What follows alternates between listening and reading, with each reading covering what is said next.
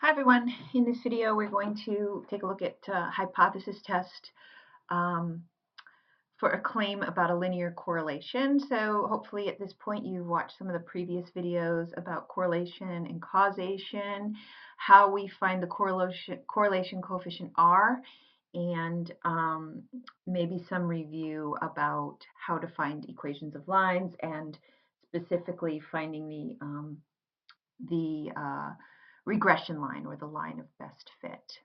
Okay, so let's say we have a question here.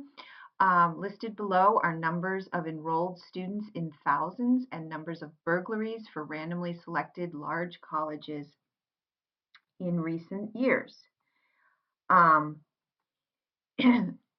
Is there sufficient evidence to conclude that there's a linear relationship between enrollment and burglaries? Enrollment and burglaries. So we're trying to figure out if enrollment has any effect on burglaries. So enrollment is our explanatory variable and burglaries are our responsive. And it looks like we're taking a look at how many different years in a recent year, I'll say over the course of a year. So when enrollment was 32, there were 103 burglaries. When enrollment was 31. So each of these are ordered pairs with an X and a Y. Okay, so why don't you take a minute or two and pause the video and enter this data into your calculator, and then we'll go through the steps on how to do a hypothesis test. Okay, so the first step for a hypothesis test is to, and you can follow along with your notes, is to come up with the hypothesis. So a lot of this is similar to what we've done before. Now, if you remember in testing claims for population proportion or a population mean, we had symbols for both populations and samples. So for example, a population proportion was P and a population sample was, a sample proportion was P with a hat. And we were talking about mean. The population mean was with a mu and the sample mean was with an X over the line with a bar. Okay, so now when we're talking about R, R is actually the correlation coefficient for the sample, okay? And we have this new symbol, a Greek symbol. It's going to look like a P, but it's actually called rho. It looks something like that. And that is just the correlation coefficient for the population. Okay, so it's really the same thing as an R. So when we talk about this null hypothesis, we're talking about the null hypothesis is going to be that the correlation coefficient, that there's actually no correlation between these two things. That is going to be the null, okay, that there's no correlation. So the way we would write that is that the population correlation coefficient would equal 0. Because if you remember, when the correlation coefficient was 0, that meant there was no correlation. If it equaled 1, that was a perfect positive line. If it equaled -1, it was a perfect linear relationship in the negative direction. So this was when R equaled -1, and in the positive direction, R equals 1. And most are somewhere in between. Okay, so what is the null hypothesis? Well, for correlation coefficients, rho is always going to just be not equal to 0. In other words, if it's not equal to 0, then there is some sort of correlation. That means there's a correlation here. That's where the correlation would be, or in other words, that's the claim, if you want to think of it like that. Really, it's more determining the correlation. Okay, now what we're going to do is we're going to add some more layers here, and these are the remaining steps for testing this claim. And as you'll notice, there are going to be 5 steps, just like in the past. They're going to be very similar to what we've done in the past. Step 2 is to draw a graph and plot a two-tailed test. Now with correlation tests, this is always going to be the case. You don't really have to think about it. It's always going to be not equal to, and it's always going to be, the null hypothesis is always going to be equal 0. So it makes it quite easy, and this is always going to be a two-tailed test. Now, we're not talking about normally distributed data here. We're talking about a relationship between uh, two variables. And so we're looking at the correlation coefficient, which is an R value, and it ranges from 1 to -1. So really all we're going to look at, all I'm going to draw here is a number line. It's just a basic number line with 0 here at the center. Okay. So the first thing we want to do, just like previously, is step A, is to find the critical value. And the critical value comes from alpha. And alpha up here is not mentioned. It does not say the significance level. So the default, when it's not mentioned, is always going to be 0.05 if it's not stated. Okay, so the default is the correlation coefficient, the alpha is significance level is 5%, and the other thing we have to look at for finding the critical value is our n, which in this problem is 1, 2, 3, 4, 5, 6, 7, 8, 9, 10. We're looking at 10 different samples. 10 is our sample size. 10 different ordered pairs. Okay, so we've got a new table. A new table. This is not a z-score. It's not a t-score. It is an R. It is a correlation coefficient, and we have a table for that.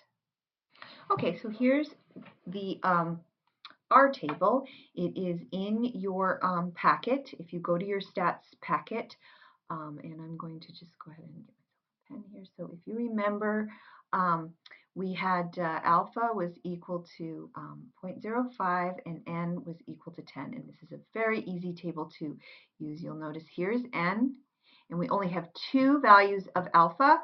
And if they're not given, you default to the 0.05. If it's going to be 0.01, they need to let you know that. All right, so here it is, and we go down to where n equals 10, which is right here. And that gives us an R value of 0.632. All right, and that will be our critical value. So let's go back to the previous screen. Okay, so here we are, and we have discovered that the critical value, oops, I've got an extra layer here.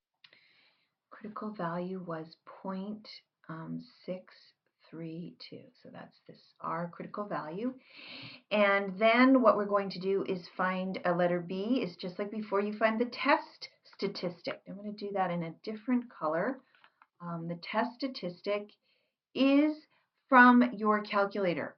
Okay, so go to your calculator, scroll down after you hit stat, and make sure you do 2 variables, and you'll scroll all the way down to R, and you see there's no formula here, nothing to compute, but you should see on your calculator that R for the sample, so this is your sample R value, it's test statistic for your sample, is 0.561. Okay, 0.561. All right. Okay, so let's go ahead and plot those two now on our graph. Okay, so we'll start with the critical value, 0.632. Well, here's 0. 0.5 is about halfway, so 0.632 is probably going to be right about here. Doesn't have to be perfect. This is where R equals 0.632. This is the critical value. And we're going to go ahead and do it on the negative side as well. This is negative 0.632. I should have mentioned that. This is positive and minus. And here is the critical value here. Okay, so this is what we call the critical space. This is sort of your alpha space right here. This is your 5%. All right, and now let's plot the test statistic. 0.561. So here's 0.5, and 561 it's right about here. It's very close to the critical value, but it is not inside the critical space. It is 0.561. This is the test statistic. Okay, so what does that mean? Well, that's we go to the next step. Step 3. State direction, strength, and conclusion. Okay, well, what's the direction? Well, we can see that our R value, our correlation coefficient is positive. That means we have a linear, the correlation is sort of, if we were to plot all these points up here, if we were to plot all these points, it would be maybe an ever so slightly upward trend. Okay, so there's a slightly positive correlation direction of your line or of your data because our test statistic is positive. The strength, however, is what we call weak. It is weak because this test statistic here is not in this critical space. Okay, and 0.5 is not a particularly strong correlation. So we would say that correlation is weak. And our conclusion, therefore, is just like previously, the test statistic is not in the critical space, so we are going to fail to reject the null. If it were in the critical space, for example, if the test statistic had, say, been somewhere in here, whether it's positive or negative, then you would reject the null, but it's not. It's outside of the critical space. All right, so therefore, we say there is not enough evidence to conclude a correlation. In other words, we cannot cross out the null. We cannot reject the null, so we cannot assume, we can't be sure that there is a correlation coefficient of something other than 0. So there is not enough evidence to conclude a correlation between, and then we just state our two things. Have run out of space here, but enrollment and burglaries. Okay, this test did not warrant enough support for a correlation. Okay, so what is step 5? Step 5 is finding that line of best fit. Okay, so the last step is going to be to determine the regression line. And there's another video on this, on how I go through this whole process. But so you want to go back and review that if you don't follow this. But basically, these are the bits of information we need, and you can find all of them on your calculator. So for this problem, our mean X value, or the enrollment, if you were to average those all out, was 35.9. with a sample standard deviation of 8.5. The mean Y value for burglaries was 87.7 with a sample standard deviation of 52.5. And if you recall, our R, or the test statistic R, was 0.561. All right. So to find A, which if you remember is our slope, and B is our y-intercept. If you know the slope and the y-intercept, then you have the equation of a line.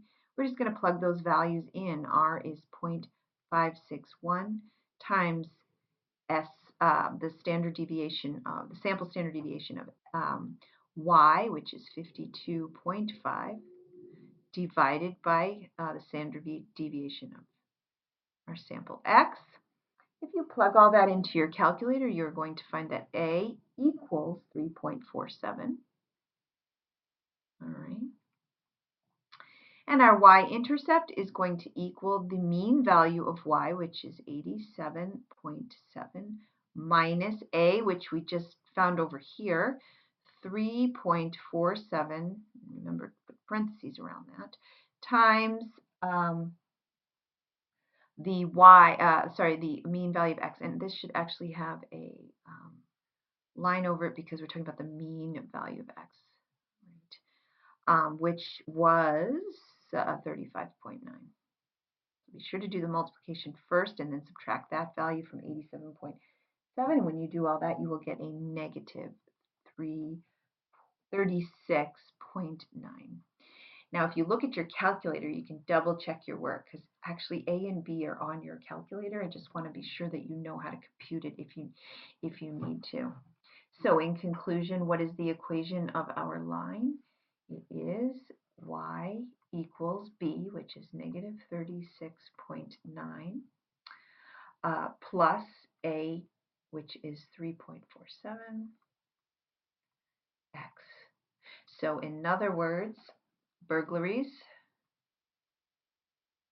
and this is over here, enrollment. That is the relationship between those two things. This is not a very strong linear relationship, but still this is that, you know, if you were to plot all those points, there's not a very strong relationship, but this equation is, this line here is just about as good as it gets, and that's the equation of that line. This is called your regression line, or your line of best fit. Okay, so try a few problems now that you know how to actually test whether or not there is a linear correlation.